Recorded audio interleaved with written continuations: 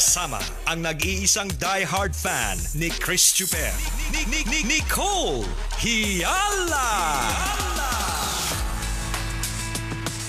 Mula sa Mahiwagang Burnay, ang kwento.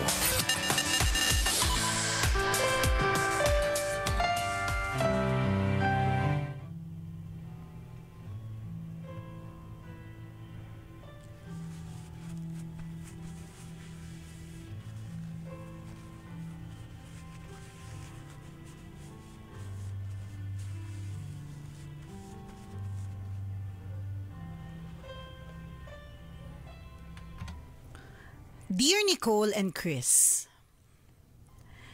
itago niyo na lang ako sa pangalang Mitch, mid-20s, at nagtatrabaho sa isang multinational na financial institution dito sa BGC.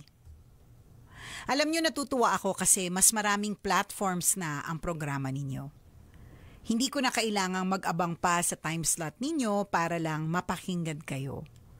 Ngayon, anytime, pwede ko kayong pakinggan. Sumulat ako kasi nakakalito ang sitwasyon ko ngayon at nahihirapan akong magdesisyon. Try nyo naman tambalan. Baka matulungan nyo akong gawin ang nararapat. Bata pa lang marami na akong pangarap. Hindi naging hadlang sa akin ang kahirapan para makapagtapos ng pag-aaral. Pinagsabay ko ang pag-aaral at pagtatrabaho para matustusan ang sarili. Nang makatapos, nag-apply ako sa isang magandang kumpanya at natanggap naman. Nagsimula ako sa pinakamababang posisyon at na-promote paunti-unti. Hanggang ngayon, pinagbubuti ko ang trabaho kasi gusto ko pang mas umangat para sa ekonomiya. Dahil maayos-ayos na ang kalagayan ko ngayon, hinayaan ko naman ang sarili ko to fall in love. Ang swerte ko sa boyfriend ko, tambalan. Sweet, supportive, at mahal na mahal ako. Kaso bago naging kami, nagkaroon siya ng napakaraming utang. Kapag nagpakasal kami, yung mga utang niya magiging utang ko na rin. Maliban sa hindi ko alam kung paano mababayaran sa laki, makakahadlang yun sa promotion ko. Sa trabaho kasi, malaking bagay ang credit rating para ma-promote. Ah, may ganun? So pag may utang, di na po promote? May background check. May ganon? Okay. Siguro kasi dahil financial institution. Siguro. Buti na lang sa media tayo. Kailangan maganda ang credit history ko at ng asawa ko kung gusto ko pa ng mas mataas na posisyon. Kapag siya naman na napangasawa ko, hindi ko alam kung mangyayari yun. Tambalan, ano pong mabuti kong gawin? Tumatagal na kasi kami at pakiramdam ko anytime, yayayain na niya akong magpakasal. Makikipaghiwalay na po ba ako para hindi na masayang ang panahon naming parehas? O ile-let go ko na lang ba yung pinapangarap ko na mas mataas na posisyon? Kung kayo po ang nasa kaligayan ko, ano pong gagawin ninyo? Salamat po sa inyong payo. Ang inyong tambalanista, Mitch.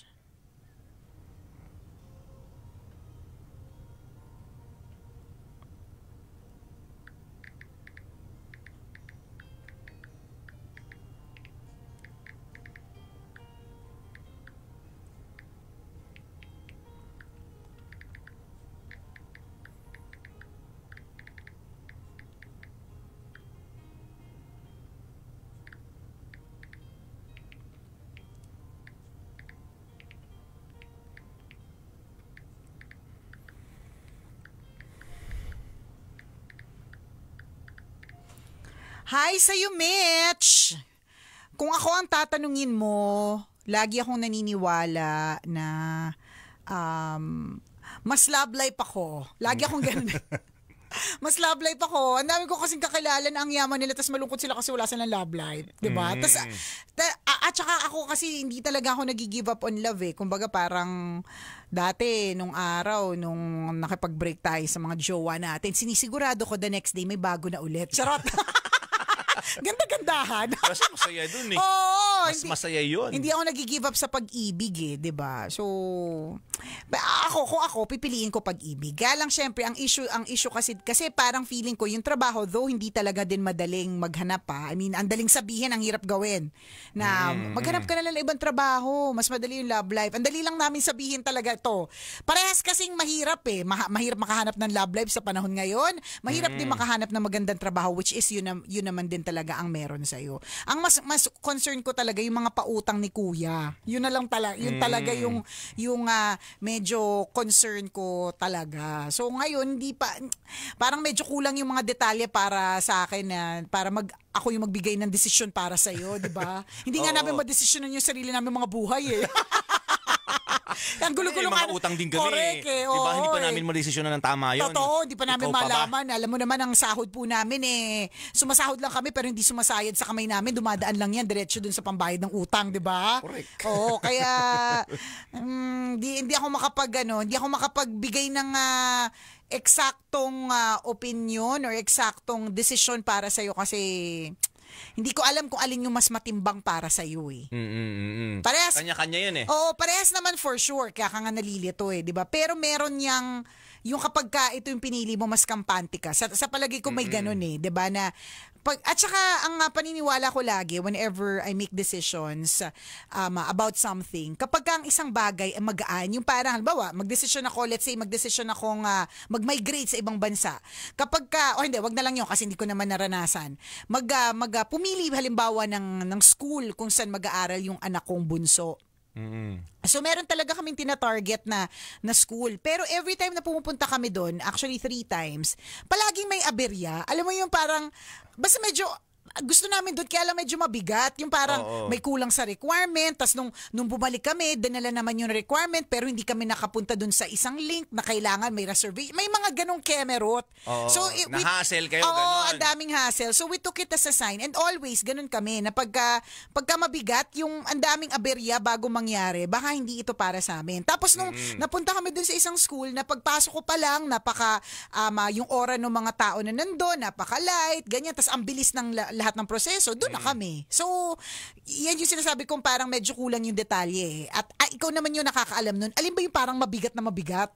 Diba? So, para lang to help you decide. Kapag kasi yung isang bagay, parang puro aberya, puro stress, masyadong mabigat para sa'yo, mali yun. Piliin mo yung hindi. Yung hindi ka mahagard. Correct. Desisyon kung saan magkakaroon ka ng peace of mind. And that's always the right decision kapag naramdaman mo yun. Na parang yung maluwag sa'yo. Yung kahit alam mong medyo major yung decision na ito, pero parang nung nag-decide ka, parang nakahinga ka na malalim, nakahinga ka na maluwag, rather. Ganun. Yes, sigh of relief. Sabi nga, okay, ganon. Yung parang, ganyan. Totoo yun na. Pero ang tanong niya kasi, medyo mali yung tanong mo. Hihiwalayan. Mali ka pala eh. Kasi ang tanong mo, hihiwalayan ko na po ba? Bakit yun agad? Yun na nga eh. Bakit yun agad yung tanong mo? Kasi nga, dahil nga yun dun sa pinagtatrabuhan niyang financial institution, yung credit history, may problema. Kaya parang inisip niya, hiwalayan ko na ba? Siguro. Gets kita. Sige, go. Gets na kita. Ang dami nangyayari sa isip. Sa isip ko. Sige, go partner. Kasi masyado mong inuunahan yung mangyayari, wala pa naman. Ang sabi mo, takot ka na baka maapektuhan yung credit limit. Credit history ninyo. Pag naging asawa na kayo. Yes. In the first place, hindi pa kayo mag-asawa. Sure ka ba? Yayayain ka? Huwag kang pakasure. Na magyayaya yung boyfriend mo anytime soon. Yun yung feeling niya, di ba? Yes. Feeling ko naman magyayaya na siya anytime soon. Ang dami namin ganyan. Nakakilala, araw-araw naka-manicure. Kasi anytime pwedeng lagyan ng sing-sing, di ba? Diyos ko, 3 taon na lumipas, walang sing-sing na naganap. Namatayan na nga ng kuko eh. Correct. Kakapakudkud eh. Totoo. Lumipis na yung mga kuko. Wala pa rin naganap na napasing-sing at pa-engagement. Totoo yun. So in other words, hindi pa naman lahat ito nangyayari. Since hindi pa lahat ito nangyayari, yung proposal na iniisip mo, yung pagpapakasal na iniisip mo, yung hiwalayan na iniisip mo, ang una munang solusyonan, yung credit ng asawa mo. Yun yung doable sa ngayon. Yes. So ayusin nyo, magkano ba yung utang? Malaki daw partner. Oo, so- kaya lang ikaw susolusyon yan. At pagtutulungan yung dalawa yan. Kung kasal na kayo, pero kung hindi Oo, kung milyon-milyon ba yung utang ng asawa mo? Ano ba ito? Kasi kung 20 lang yan, kami na po bahala. Matapos lang yung problema mo. Pero feeling ko hindi naman siguro aabot ng milyon-milyon. Hindi. Feeling ko lang kasi may credit limit Hindi natin kasi alam eh. Yung importanteng detalye yan, magkano ba itong pinag-uusapan natin. Correct. So yun dapat ang alamin mo. Ngayon, kung kaya namang solusyonan, 'di ba, yung pagbabayad ng utang, edi konti-konti ninyo.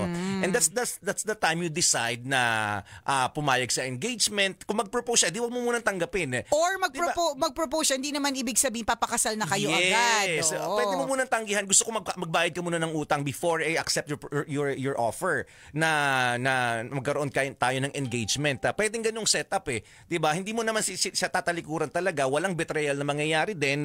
Sasabihin mo hindi muna kasi concern ako na mas mabayaran muna natin yung utang mo. Mga ganun. Kasi pag nabayaran mo yung utang nung lalaki, pinagtulungan nyo, wala na kayong problema sa susunod. Doon naman ang galing lahat eh. Doon sa utang, yun naman yung major na concern. Or di naman kaya, kung hindi pa masolusyonan yung utang, kasi aminin na natin partner, may mga utang na ilang taon nang nakalipas hindi pa nasosolusyonan. Sinong relate? Lahat tayo, di ba? Taas ang kamay. Kamay pa, lahat ang pwedeng itaas na. Di ba? Oo. Lahat Kung tayo, loan yan, may ganon. Understandable yung loan naman, may years siya eh. Yes. Oo. Tsaka tama ka, may limit. Oo. Tapos may years to pay, parang ganun. Correct. Or pwede din naman kasi talagang option yung maghanap ng hindi ka sa banking industry. Or hindi ka sa financial institution. Pwede ganon. din. Pwede din naman. Kaya lang yun nga hindi rin kasi ganun kadali. Tsaka lalo na yung, siguro ang concern talaga nito, medyo matagal na siya doon. Talagang she worked her way up. At pangarap po talaga yung posisyon na yun. Ay, hindi ka talaga mapopromote kapag ganyan, di ba? Kung yan ang goal mo, then you have to give up your love life. 'Di ba? Pero may mga tao talaga pinipili yung relationship over career. Yung pag-ibig kasi ang nanay ko lagi niya sinasabi yan na ang pera daw ay ang problemang pinakamadaling solusyonan sa lahat. Laging walang pera yung nanay ko dati Pero lagi niya yung sinasabi na ang pera ay ang pinakamadaling solusyonan sa lahat. Kasi totoo naman din. Totoo din totoo naman din hanggat may Bombay na nabubuhay, di ba? Hanggat may loans, di ba may mga lending institution. Correct, ganyan. Diba? Laging may may pag-asa. May pag-asa, may mahahanap na solusyon. Tsaka truly God provides, 'di ba? May mga ganyan. Yung love life medyo mahirap hanapin. Lalo na sa panahon ngayon, 'di ba? Na kung hindi nag-iba na ng gender, may asawa na. O di naman kaya mas bata pa siya sa'yo. O kaya hindi pa siya pinapanganak yung para sa'yo, di ba? Yung ganun. Correct. Pero wag mo muna isipin yun kasi masyado kang nag-isip in advance. Hindi lang yun. Assuming pa siya talaga na may engage siya. Hindi naman namin binabasag yung trip mo pero, di ba? Unless talaga napag-uusapan na. Alam mo yung parang napag-uusapan na siya, talagang waiting game ka na lang. May ganun kasi, yung parang nag-iisip na about the future pero hindi talaga ma-seal yung possibility na merong future kasi wala pang ang pasingsing. May ganun, baka may ganun na din kasi sila in fair. Parang may mapausap na buwan, parinig na ganun. Kaya feeling niya, yayayain siya. Ganun. Siguro given na matutuloy yung kasal next year. Diba? Next year na agad. Naku, paano na yung mga jutang? Hindi ako sure kung ang utang ng isang single tapos pumasok siya sa marriage ay utang na rin ng mag-asawa. I don't think hindi siya ganun. Sa company. Yes. Baka kasi conjugal na. Hindi. Hindi ko alam din. Ngayon ko nga lang narinig. Hindi rin ako. Ngayon ko lang din narinig. Kasi ang conjugal, sige property. Pero yung utang, feeling ko hindi kasi ikaw yung may loan Yung pangalan mo. Hindi rin partner so kasi. Yung terms, ikaw ang sisettle lahat nun. Sa terms and conditions. Ikaw din. Kaya lang, paano mo isisettle yun? At saan naman gagaling yung sinettle? Di dun sa conjugal assets nyo. Wag mo pakialaman. Hindi, as a lawyer for today, wag kang kumontra. Charot. Hindi ngayon lang ngayon lang namin narinig na hindi ka mapopromote kapag ka may jutang ka. Yung asawa mo. Hindi, ako mismo yung may jutang ka kasi pag gano'n, di wala na pong na-promote na Pilipino. Kasi lahat tayo may utang. Oo. Hindi, Okay, gets ko yung sinasabi mo. Parang ano namang kinalaman, lalong-lalo na kung utang yon ng pagkadalaga mister mo nung binata siya. Yes, Kumbaga, pagkabinata pala. kumbaga wala kang kinalaman doon. Baka pwedeng may ganung appendix doon sa hindi may ganung parang tawag doon Terms. Sa prenup. Correct. Kung gano'n saan malalagay yun. Oo. Kaya may yung halimbawa yung kakusapin mo yung HR, tanungin mo rin yung HR. Oo. Diba? Ba't kami? Hindi naman kami HR. Naka-blazer lang ako ngayon, pero hindi ako HR. Hindi, pero tanungin mo. May ganun po bang Ma'am, rule? may ganun po ba? Kasi I really love this person. Kaya lang, meron po siya sa kanyang pagiging binata, meron po siya mga jutang na syempre kapag kakinasal na kami, parte na, ganun. Magiging ba considered utang ko na rin po ba yun? Yun yung sinabi niya kasi, parang credit history ng mag-asawa. Kaya lang nga, yun nga. Hindi ka may utang, di siya nakapangalan yun eh. Tsaka siya nga yun, nung binata pa siya. Yes. Oo, baka may ganun. Pero kasi lahat conjugal na partner eh. Ganun talaga. Hindi, problema na ninyong dalawa. Kaya kung ikaw hindi ka willing na saluhin ang problema ng magiging asawa mo, huwag ka muna magpakasal. Kasi Totoo yan eh. Sasaluhin mo din. Magkasalo talaga kayo. Kaya parang may feeling ako na kasali ka na din. Feeling ko ganun eh. Pero hindi, alam mo, tingnan mo yung sinasabi namin, feeling lang namin. Isipin mo yun, yung decision mo magbabase sa feelings namin ni partner.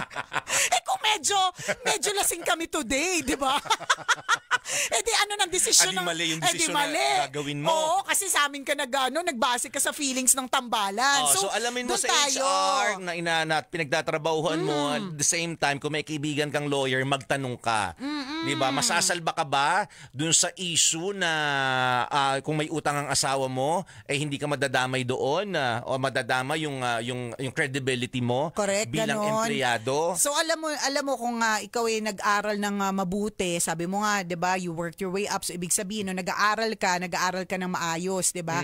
Isa sa mga tinuturo sa atin sa Science 1 is the scientific method. Yan. At ang kailangan sa scientific methods, gatherings of fact. Yan. And data. Yan. So yan yung i-gather mo muna. Ano ba yung rules? Correct. At saka malay mo, lahat tayo may utang pa. Paano kung malaman nila na may utang ako kay Nicole ng 100 pesos? O dami din ba yun? Baka, magagalit ewan ko. ba sila? ACS Manufacturing Corporation, ISO certified. Hindi ko rin alam. Ngayon ko lang narinig yun. Baka naman, di ba? Baka lang kunyari may credit limit. Kung 100,000 ang hindi pwede, Oo, tama. Ang Sinasabi mo, partner, may credit limit. So, kumbaga, kung i-consider yung credit history, parang kung may utang 100,000 and below, dapat okay lang yun. Oo, parang ganun. 1 million above. Oo, doon yung parang, bawal na ma-promote yan kasi ang laki ng parang may problema sila sa kanilang financial status, ganun. Pero bakit bawal ma-promote? Kasi nga, hindi mo nagagawa ng tama. 'Di ba? Paano ka makakapagtrabaho kung ikaw mismo sa sarili mong buhay hindi mo magawa? Ganun ba yun? Parang ang hirap. Buti na lang talaga nandito ako sa media. Diba? Walang kinalaman ng utang namin sa kotse, ang home loan namin, 'di ba, sa magiging future namin sa company. Hindi yun tinitingnan. 'Di ba? Ewan ko, may nagsabi kanina na yun. Ayun, kung hindi pa naman, sabi ni Rogelio Pagdanganan Jr., kung hindi pa naman engaged, don't say yes. Tapusin mo na ang bayaran sa utang. So may time pa kasi kayo na ayusin yon. Oo, mga ganun. Pwede ka nang, kung feeling mo aasawahin ka, pwede ka na rin mag-practice. Ako sana parang pero 'di ba kapag ka-jowa mo naman, tinutulungan mo din naman talaga. So pwede ka na mag-practice sa pagtulong hanggat sa mabayaran. Magkano ba itong pinag-uusapan natin, girl? Na parang hirap na. Ewan. Sabi ni TJ Mon, part ng ethics ng banking yung rule na yun. Hindi kasi wala kasi kaming alam sa banking industry. Charot. Oo, hindi namin alam. Wala nga kaming wala nga kaming maintaining balance di ba? Ganun yun. So, talaga ba? Sabi naman ni Francisco Samonte, Sun Company yan, wag na mag-apply, hindi papasa. Ganun. Hindi pwedeng ma-promote pag may utang ang asawa. Oo, ganun ba yun? Banking industry. Ngayon ko lang na-knowing yan. Kaya pala Tsaka, Lord, hindi tayo nilagay doon. Oo nga. Tsaka kung gaano kalaki yung utang, grabe naman. Ibig sabihin, di ba ang pagpapautang depende din sa asset mo yan Oo, correct, So, correct. ibig sabihin, may asset yung asawa mo na pambayad. Hindi ka makakautang na malaki kung wala ka ring ari-ari ang malaki. Di ba? Ewan. Depende rin yung sa income mo eh. 'Di ba? So Yun. ibig sabihin, may pambayad. Kaya pinautang ng ganun kalaki. Oo. Talagang hindi na sadyang binayaran. hindi or sadyang nagka-problema. Minsan kasi nagkaka-problema, 'di ba? Yung parang kunyari kukuha ka ng sasakyan, maglo-loan ka. Alam mo talaga na dun sa kumpanya yan, kapag ka dire-diretso yung trabaho mo diyan, mababayaran mo talaga siya in 5 years. Kaso nagka-pandemic. 'Di ba? Na-slash sa kalahati yung sweldo or may mga na-retrench. May mga ganung issue. Hindi ko rin alam. Sabi ni Marleo, bina-background check 'yon kapag ina-applyan is financial handling. Okay. May mga financial companies naman po na nagba-background check if may mga utang yung applicant. Sabi ni Raf Bardon. Tanong ni Encantada, ba't ang daming bumbumpaw ni Sir Chris? Kasi inilamos ko yung regla ni Nicole kahapon. Yeah, allergic pala siya. Sabi, allergic pala ako. Sabi kasi pampakinis daw yung regla, hindi lamos ko lalong dumami yung sabi ng tigyawat mga, ko. Hindi, ang sabi ng mga matatanda, pampakinis yung regla pag unang regla, pang ilang ko na to. Hinilamos yung regla. Ay, nako. Ganun talaga pag nagpapapogi, nagpapakinis. Oo, kung gustong Sinisira mo na lumandi, yung mukha. correct. Ganun talaga, para magkaroon ng renewal of the skin. Ganon. No po, sabi, your individual debt will not automatically transfer to your partner after the marriage. See? Hindi ko Unless alam. property yan. Baka, yun ang pala eh. Pero hindi natin sure kasi ang pangalan niya sa TikTok, L lang. So, Mali mo lawyer siya. L for lawyer. Okay. May pa-anonymous siya. Oo. Hindi naman siya Pa-anonymous anonymous. siya. May picture nga siya pero mata-mata lang, ganon. Sabi ni Jolie, Nicole, Nene, at masikip pa lang ako, idol na kita, promise. Ngayon, dang, luwag ko na. Ay, nako. Sabi ni Ceci, hi, Tambalanisa, pabati naman yung Grab driver. Grab driver ako. Grab driver ko, tawa ko ng tawa sa inyo. Pag nasakay ko kayo, libre na. Okay, Grab driver siya. Uy, para sa lahat ng ating mga Grab drivers, malapit na ang ating Love Knows No Boundaries promo. Hindi mo talaga masisisi yung tao, no? Kapag kunyari, nalaman niya na yung tao may utang, kaya niya mag-decide na hindi to pakasalan. Hindi mo masisisi kasi kung yun yung qualifications mo. Di ba? Pero yung mga taong talagang malalim ang pag-ibig, hindi kahit ano ka pa, maging sino ka man, maging ano ka pa kaya man. nating dalawa ito. Yes, tatanggapin ko yan. True. Diba? May ganun din. May ganun. Ako lagi ko pinipili pag-ibig. May mga taong, hindi, ayoko may sabit yan. Ayoko may utang yan, hindi pwede. True. Ayoko maduming paan yan, hindi pwede. Diba? May mga ganun din. It's your girl Chu. Sa tuwing naliligo ako, nakikinig ako ng podcast nyo. Kaya ending, ang tagal ko sa banyo. 30 to 40 minutes yung podcast namin eh. Di ba po may recent issue ng artista na ganyan, after nila magpakasal, yung nakuha nilang monetary gift. Si ano yan, yung crush mo dati, si Lindsay Custodio. Ano nangyari sa kanila? Hindi ko sure. Hindi ko rin sure masyado. Parang ganon, parang... Hello Ginawang pambayad ni groom sa pambayad ng utang. Oo, parang yung mga ni monetary gifts, parang right after the wedding, bago pumunta ng reception, parang pumunta muna sa bangko, pinambayad ng utang, ganun. O di ba, lakas makamarites. May dagdag bawas yung kwento. Nakakaloka! Hello kay John Irwan na kanina pa ako sinasabihan na maganda. Thank you naman. Si Erwan Yusaf? John Irwan Yusuf. May John yung pangalan niya eh. Yun, tama. Lindsay. Parang yun yung nangyari sa kanya. Tapos, naghiwalay ba sila? Hindi ko sure. Basta may ganon. Sabi ni RB Garing, grabe na miss ko to. Akala ko 8 a.m. at 9 a.m. ko lang kayo mapapakinggan. Shoutout naman dyan. Noong February pa kami wala sa 8 and 9 a.m. RB.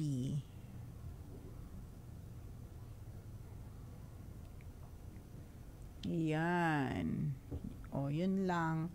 Yun lang ang mga eksena. Totoo po ba lilipat si DJ Rico Paniero sa Love Radio? Hindi po. Baka may content silang ganon. Binasag ko. May content ba kayong ganon? Mali mo, April Fool sila ngayon, di ba? Sorry. Na isa sa mga DJ sila lilipat ng Love Radio. Okay. Sorry na, panggabi na ako, ma'am. Kaya pala akala ko maling stasyon, sabi ni RB. Wala, madami pa rin naman. Feeling ko ilang taon bago marirealize. Baka nga kung mabalik nga man tayo if ever in the morning Hindi, may mga ibang di makaalam na nagtanghali tayo. Di ba? Gets naman natin yun. Arvin Ong, good afternoon. Tawa daw siya ng tawa. As in, tawa siya ng tawa. RB Garing, malapit na.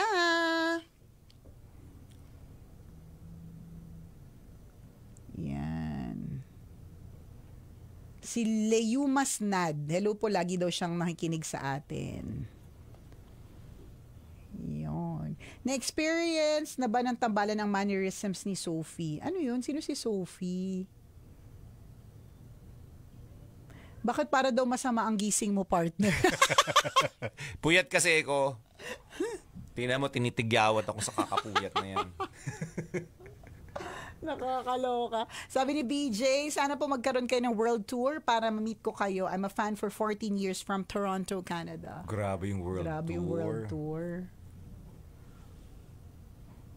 Wag na tayo mag-world tour pag tatrabahuhin mo pa kami. Imbitahin mo na lang kami dyan sa Canada. Tour na lang. Oo. Grab driver ako. Arvin Ong name ko. Dala ko foods dyan. Anong gusto nyo? Fishball! Squidball! Pwede Kailan ba? ka pupunta? Ngayon na. Ngayon? Arbs. Fishball. Squidball, please. Gusto Yung ko nasa yun. kawali pa ha. Kasi Oo, yung mainit. para nakaalsa pa siya. Kasi pag wala na sa kawali, kulubot na siya. Hello kay Ami PBT, pabati naman. Kay Pobreng Man, hello po. Shoutout kay Albeno Lariosa. Jang De Leon from Dubai. Thank you. Nakaka-fresh po pala pag may regla. At least nire-regla pa. Nakagraduate ako sa law school, kakapanood ng videos nyo from 2021 sa YouTube. Congratulations! Nakagraduate ka ng law school, lawyer ka na ba? Nakapag-bar exams na ba? Uy, congratulations. Hi sa mga taga PRC Makati. Masarap daw ang sauce nila doon. Oy, gusto ko ng fishball. Try ko po daan next Friday, madam. May racket ako nearby dyan. Sige, Raph. We'll see you. Kailang Friday? Next ha, kasi bukas wali kami. Ay, joke. Nandito pala kami bukas. Nandito kami pero wala kami talaga. Magdadala na lang daw siya ng mantika, dyan na lang ifo-fry, sabi ni Chico. Thank you. Hi po sa mga ka-work ko dito sa Chevrolet Makati. Hello po. Shoutout watching from Jensen, si Daily Dose. May happy pill po from California, si Cheryl Tongol. So happy you're still here. Pinapakinggan tayo since 2011, sabi ni C. Libre na rin kayo ng calamaris. Calamares, favorite ko rin ang calamares. Sa restaurant, kapag kaya yung appetizer, o order talaga ako niyan. Ayun. Aga Ardeza, good day. Pa-shoutout naman ng hi sa mga nakakakilala sa akin at yung mga kaapelido ko. Oh, hello daw. Shoutout po kay Edward, Diane, and Jan Adrian de la Cruz family from Antipolo City, from Vuvipli de la Cruz. Birthday din ngayon ng anak ni Jessa Bantilan na si Hopia. Happy birthday, Hopia! Hi, Hopia. Ang ganda naman ang pangalan mo, Hopia. Hi, Erwin B. Kay Iansky Galio, magandang tanghali din sa'yo. Kay AJ, hi. Sir J76, magandang tanghali. Kay Ice Latte 16, King and Ace, nanonood sa atin from Dubai.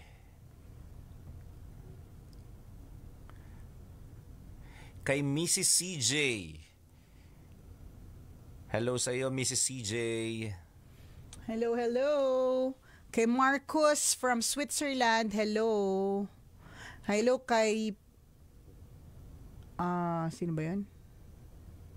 Di ko naabutan ng Bornay, sabi ni Dudes81. Opo, tapos na. Rewind mo na lang. Oo, pwede mo naman balikan. Pag nasa TikTok though, hindi. Pero sa Facebook, pwede. Watching from Hong Kong, si Judy Bacole. Alam mo, galing akong Hong Kong ng weekend. Pakainit. As in, yung sampal-sampal talaga sa mukha mo yung init. Yung, mas mainit siya kaysa sa Pilipinas. For me yung time na ang init. Or magka-level yung time na sobrang tindi ng init na lahat tayo nagreklamo. Yung mga 40 degrees pataas. Oo. So, dapat pumunta talaga dun sa Hong Kong ng mga late October onwards. Sabi ni Mark Aaron, OMG, I think it's been 3 to 4 years nung pinapakinggan ko kayo. Nagla-live na pala kayo. Huhuhu. Bakit huhuhu? Bakit? Dapat siguro yun. Typo. Typo? Lahat ng you typo. Dito naman sa Australia malamig, sabi ni Niz. Si Flor Ganasias Eliaga, taga Hong Kong, super init nga daw doon. Sobrang init. Lumipat na daw yung hell sa Hong Kong. Charot, sabi ni Terry Miss Fernandez. Para siya talaga para talaga siyang practice sa extreme, impyerno. No? Pag lumamig malamig, pag uminit mainit. Oo, init-init talaga, promise. Pumunta pa kami ng Ocean Park. Sinusumpa ko talaga yung bawat hakbang ko. Apple Bobby says, ito talaga ang OG. Sobrang GB nyo lagi. Thank you! Baka gusto nyo pong pasyal ng Surigao. Pasyal mo ba kami, Joy Salaw? Basta ba sagot mo lahat? Oo. Madali ang usap. Correct. Sobrang init po dito ngayon sa Hong Kong. Tapos ang dadamot pa ng ibang employer dito magpagamit ng AC, sabi ni Ivy. Aww. Truly Lee. Tsaka partner, yung bang mas umiiksi yung pasensya pag mainit. Oo. Naranasan ko mapagalitan dyan ng netong weekend. Ayoko na lang isumbong sa asawa ko, ayoko na lang patulan kasi naintindihan ko mainit. Magalitan talaga ako nung isa. Mabuti lang, hindi ko siya naintindihan. Pero pinagalitan niya talaga ako. Pinagalitan niya ako kasi nandun kami sa isang restaurant, tas lahat ng pinipili ko kasing pagkain, parang hindi available or available 5 p.m. onwards. So, hindi ko naman alam. So, super, nakapili na ako. Isipan mo, nakapili na ako. Ilan kami? So, nakapili na din sila lahat. So, lahat ng mga napili namin, hindi available. So, last minute, we had to change. So, nagalit yung nasa likod, part. Tapos nag-apologize ako sa kanya. Ay, hindi siya pumayag, partner. Gusto niya mag-apologize ako sa lahat na nakapila. Di wow. Nakakaloka. Ang ginawa ko na, tumalikod na lang ako. Huminga na malalim. Tapos binuhusan ng mainit na sabaw. At inintindi siya habang binubuhusan ko siya ng mainit na mami. Charot! Yan. Sabi ni Ring Coronal, nahuli mo na po ba si Ma'am Nicole na binibilog ang syulangot? Hindi. Pero binahuli niya ako binibilog ang tae. Hello kay Eros Burbs. Ma'am Nicole, hi po. Kikay pa din po ang KCU. Yes! Ano na, Eros? Message ka naman sa akin sa Instagram. Tanong ni Chico, nag-Karen po yung nasa pila. Oo, sobrang Karen talaga siya. Super duper. As in, lalaki. Galit talaga siya, partner.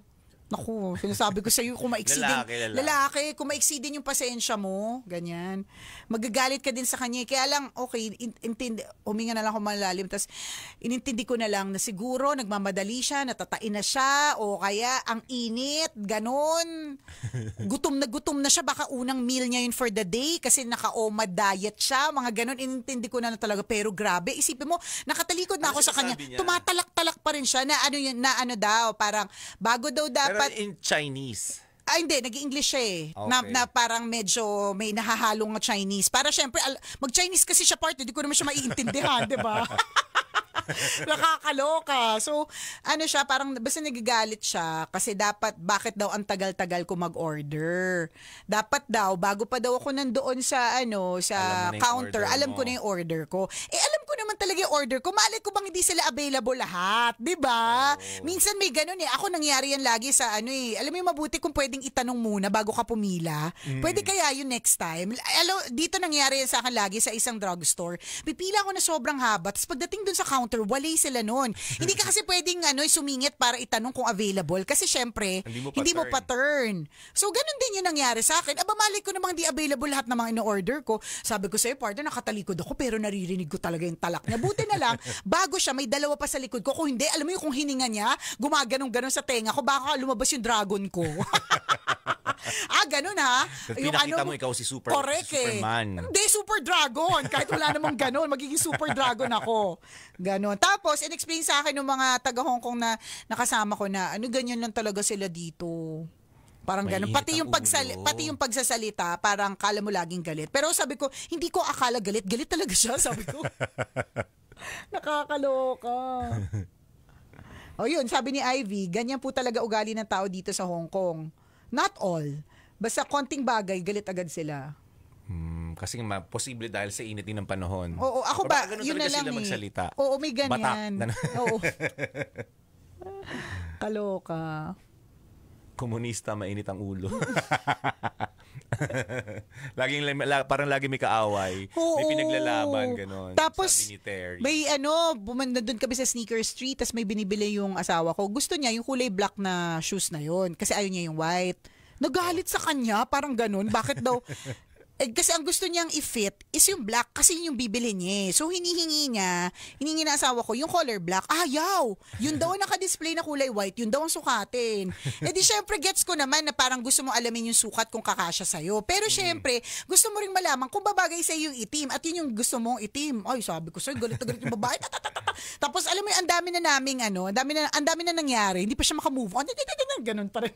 Di ba kahit nung kunyari sa Tiangge, nagtanong ka lang naman Oo. Na parang tinatalakan kanila pag hindi mo binili. Nagtanong ka lang naman. Walang ganun, bawal dun magtanong-tanong lang sa mongko. Hindi ka nila tatantanan. Sabi ko nga sa'yo, partner, naranasan kong buhatin ako. Binuhat talaga ako. Tapos sakto nun may mga Pilipino na nandun na gusto magpa-picture. Tapos sabi ko, teka lang, wag ko kayo magpa-picture. Kinikidnap ako na dito sa Hong Kong. Kasi literal na, binubuhat niya talaga ako para dun sa maleta. Kasi meron akong tinatanong na maleta, binuhat niya talaga ako. Come. Sabi ng babae. Ganon. Hindi ka nila tatantanan. Oo. Tsaka pag sensitive ka talaga feeling mo, inaaway ka, pero minsan sa tindahan, gano'n sila magsalita. Parang galit. Parang galit, parang naninigaw. Oo. So dapat pagka turista pro tip, bawal pumunta sa Mongkok night market pag may regla ka. Dahil tendency, makipag-away ka. Yes, totoo. Totoo, sabi ni Chong Eri, sindakan lang yan, Miss Nicole. Totoo yung sindakan, kaya lang, totoo yun kasi yung asawa ko sinisindak niya para tigilan or para babaan yung presyo. Ay, may mga produkto kaya 180, nababa niya ng 60, pumayag, pambihira 3 times. Ganon. So, sindakan lang talaga. Kung binuhat ka, paano ka masisindak? Ayan masagi mo nga lang sila sa daan, galit na kagad sila. Kaya dapat ikaw na ang mag-adjust, sabi ni Marilyn Anyano. Oo, totoo. Ako talaga nung tinatalakan ako sa likod, ay talaga, ako na lang talaga yung nag-umintindi, hinabaan ko na lang talaga yung pasensya ko. May tour guide kayo nun? Wala, Hong Kong lang yun Ngayon, nakakamiss kayo, ngayon ko lang ulit kayo narinig. Listener since 2011. Sabi ni Anthony. Sabi ni Taprick, muna kayo. Alam mo na ganyan ako sa anak ko. Kanina lang sabi ko, Ang sabi ni Princess, Mom, nobody says nowadays. I feel bad for you boomers. Sabi niya. Ay. Sabi ni Ivy ulit, kaya kailangan pag nag-DH ka dito, yung pasensya mo kailangan abot ng 2 years. Isa po akong DH dito. Di ba? Tama. Kailangan habaan ng pasensya. Kasi posible yung part din ng nila. Kultura. Culture na ganun sila magsalita. Tayo kasi lagi nakangiti Tsaka gusto natin, parang kinakausap na malumanay. Yes, ganun laging tayo. in a friendly manner. Di ba tingnan mo nga yung mga Ilonggo, galit na sila pero ang lambing pa din. Di ba? Ganun. Anyways, 2:00 na pala. So exit na po kami. Salamat at kayo po'y nakipagkwentuhan sa amin. Ingat po kayo mga kabisyo, mga tambalanista. Bye-bye! Babush!